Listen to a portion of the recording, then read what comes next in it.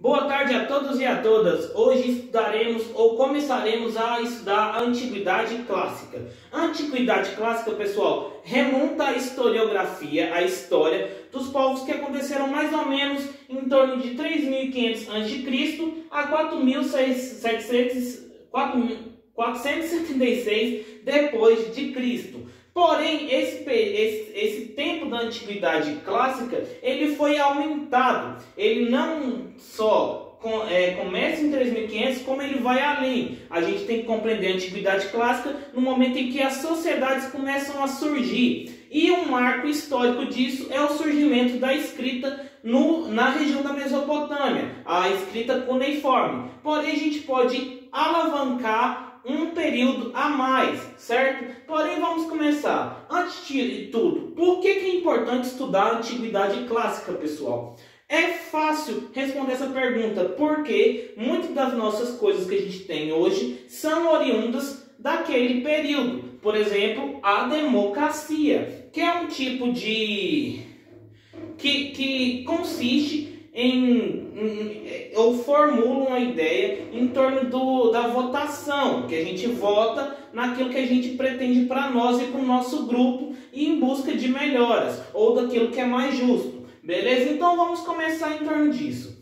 No século 17 ou 18, pessoal, perdão, há um movimento na Europa no qual eles vão fazer o contexto de puxar na historiografia aquilo que era importante para os gregos e para os romanos, onde está a origem e o berço de toda a cultura e o contexto civilizatório europeu. Então eles vão procurar respostas naquele período, onde que leva ao conceito de antiguidade clássica. Então foi necessário no século XVIII que os europeus voltassem a pensar como os gregos e como os romanos. E aí a gente vai ter a periodização. Naquele período, no século XVIII, a Antiguidade Clássica só remontava em torno dos gregos e dos romanos. A história era importante somente a deles. Porém, contudo, todavia, entretanto, no século XIX, há um surgimento, há um movimento de poderio dos europeus. Eles começam a dominar outros territórios. E é onde que eles vão ver que a cultura, que a escrita e que a economia, ela estava em todo o mundo. Na América, na Ásia e no continente africano. Então, isso amplia a ideia de antiguidade clássica. E hoje, na atualidade, a gente vê que a antiguidade clássica, ela remonta toda a historiografia humana, desde o surgimento da sociedade, os povos e também da escrita. Então, tudo aquilo é relevante quanto o passado faz parte da historicidade, antiguidade clássica. Então, o que é isso? Primeiro, a Antiguidade Clássica é um período histórico. Então, como eu já tinha dito antes, todo acontecimento que existe na historiografia, que foi datado de 3.500 a.C. até 476 depois de Cristo, quando o Império Romano deixa de existir, faz parte da Antiguidade Clássica. E aí que tá, pessoal?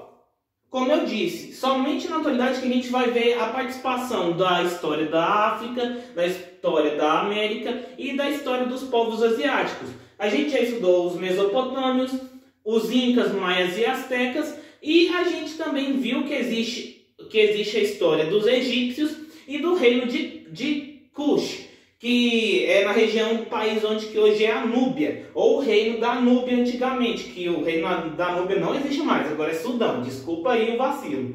Então tudo isso, pessoal, remete ao contexto da historiografia, certo? E para finalizar a gente tem a democracia. A democracia, pessoal, a democracia grega, é claro que foi utilizada no século XVIII, XIX e é utilizada hoje como um conceito histórico na nossa sociedade, que permeia até os dias atuais.